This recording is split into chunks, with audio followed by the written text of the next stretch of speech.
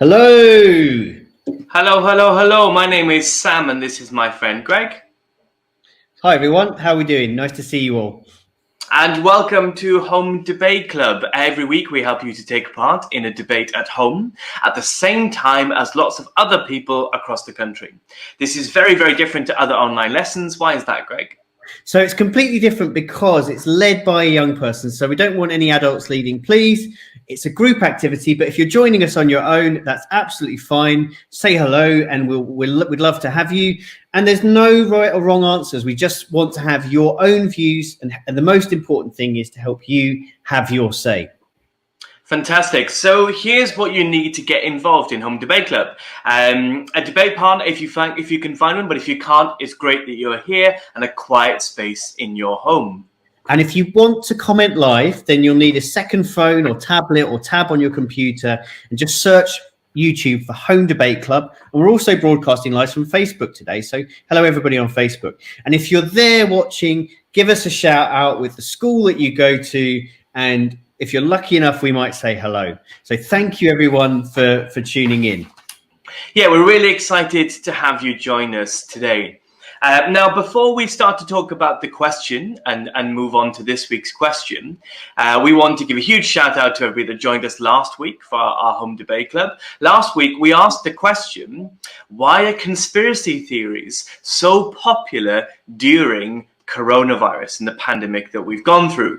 So many people have got involved, and the winning option was Teams Up, with because they spread really easily on social media. That's what we decided. I wonder if you guys out there agree with that decision, and if so, let us know in the comments.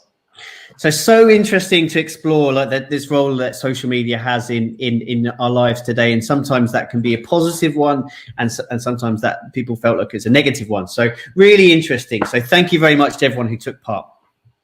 Yeah, fantastic, and a really great question for our time to consider. So well done, everybody, for getting involved last week. So shall we move on to this week's question now, Sam? I think so. Okay, great. So today's question is, if a vaccine for coronavirus is found, who should get it first? Wow, okay, so it's an interesting one. So Sam, what do you think this question means? Yeah, it's really, I think it's a tricky and interesting question, and asks us to think about ethical, financial, and practical considerations around distribution of a potential vaccine if and when one is found. Who should get it first? Should there be a priority list? How quickly can we get it out to various people? And the strategy and an approach that a government might take in handing over that vaccine to its population. So those are all the things we're going to consider, what the different factors may be in our question this week. That makes sense? Yeah, absolutely. Thanks for the explanation, Sam. So the four options that you have to choose from and think about and debate today are on your screen now. So we have, firstly, anyone who can afford to buy it, they should get it first. The second option is people who are unwell with coronavirus. And the third option is key workers. The fourth option is that it should be available to everybody for free. So what do you reckon, Sam? What do you think this week? Oh, well, you know, Team Sam, we're pretty clear on this. We think that it should be available first to key workers, and that seems like the obvious choice to make. These are the people who've put themselves most at risk in order to help the rest of the population. And if you imagine, and this may happen, hopefully it doesn't, that we have a second spike of cases, and then we might return to a full lockdown again, these again will be the people that we depend on to keep us safe and to protect us and to help us to get through that period. So because of the sacrifice they make, it should be available to key workers first. That's Team Sam. So for me, for Team Greg, I think it should be option two. So I think it should be a focus on the people who are unwell, and they should be the first people to get it. It's obviously a tough question and a difficult one, but for the people who are unwell, those are the ones who are most in need, and the people I think that we should start with if a vaccination becomes available and if it would help to make them better. So yeah, that's my point. Option two for those who are unwell. Okay, that's a really well-reasoned opinion there, Greg. I can see that really clearly. But I think what I'm most excited to find out is what everybody out there thinks.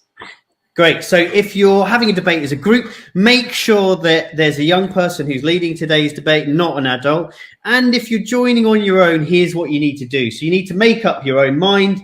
You need to use the debate time to share in the comments and let us know how you feel and what you think about this week's question, and see if anybody else changes your views. And remember, if you're watching on YouTube or Facebook, now is the time to either head over to homedebateclub.com or have another browser or another device with that open. Otherwise, your vote won't get recorded and we won't hear your voice. And that's the really important part.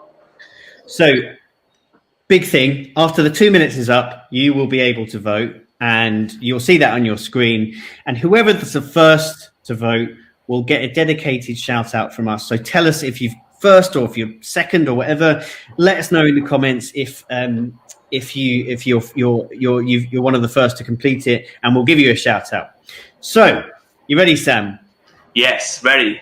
Great.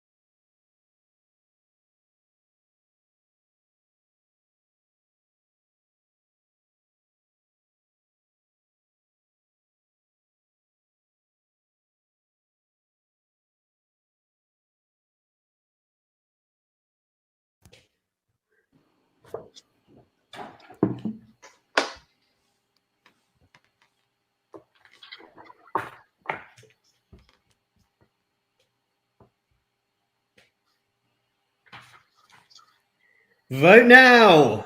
Vote now, vote now, everybody. The voting is open. And so it's over and the voting is now open. Who can be the first to vote? We're really excited to know that's going to be. Click on the option you agree with, and that's how you cast your vote. You've got about 30 seconds to do that. So, Greg, who do you think is going to be the winning option this week? You got any predictions? Well, I think you debated really well there, Sam. I think you may have swung this one. The key workers are so important, aren't they? And you gave some really good evidence. So I think you might have got this one. What do you think? I don't know. I think I can make an argument, I think, for all of them apart from the first one. The first one's the only one I really disagree with, Greg.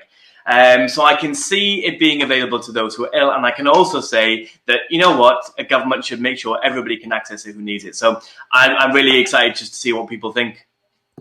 Great. Okay. Shall we, have we got the votes in, Sam? Shall we just wait a second more, or are we ready to go? What do you reckon?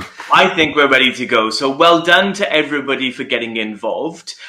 All of the options have their strengths, I guess, and some have weaknesses too. But the option that most people agree with should be appearing on your screen in a second. And it is people who are unwell with coronavirus and Team Greg for a double victory today on Home Debate Club. Who has won? Oh, I just put my medal on there. Another great win. Thank you. But jokes aside, Really interesting debate, really tough question, isn't it, for such an important thing to happen. So I'm really glad that everybody has taken part in our home debate club and considered that big question. So thank you so much for joining us, and well debated, Sam. Good work. Yeah, no, fantastic debate, and I think a clear and a completely right winner there. So, two things to finish, one from me and then one from Greg. We have our mission that we set you each week, and I'm setting you a mission this week to write a postcard to someone you admire. It might be a key worker, a bit like we've been discussing in our question today, the NHS, a care worker, a postal worker, a delivery driver, whatever, you know who they are. It might be a family member, it might be a teacher, it might even be, this might be unpopular opinion, Greg, it might even be a politician out there. We think there are a remarkable number of people who deserve our thanks for all they've done during this crisis, and we've got you covered for the postcard itself. So if you click on the mission, all you'll have to do is decide who you want to write it and send it. So when this debate is over, go on to the past sessions, click on today's debate, and you'll see the mission there. Or if you're a member of our Facebook group, you will find the mission posted there too. Good luck with that this week. Great, thank you, Sam. And just final thing from me: so adults, if you've taken part in today's home debate club, or anybody else who wants to give us some feedback, this is quite a new idea, and we'd love to hear how you've got on. If you've enjoyed today's debate, if you'd like to see if you'd like to tell us how it could be improved, to tell us that, it's just a really quick feedback form on our website, homedebateclub.com. Scroll to the bottom and you can access it there. But the main thing is our Facebook group. If you want to hear about future home debates, and if you want to hear how to get involved in the missions as well, then that's the best place to do it. Final thing as well, if you want to subscribe to us on YouTube, then you'll be reminded about future debates. So you can do that too. Great. Okay, Sam, that's been a brilliant debate. Thank you so much for debating with me. And thank you to everyone for joining us. And we will see you at the same time next week. If you're in England, have a lovely half term, and we will see you then. Bye, Thanks, everyone. guys. Bye.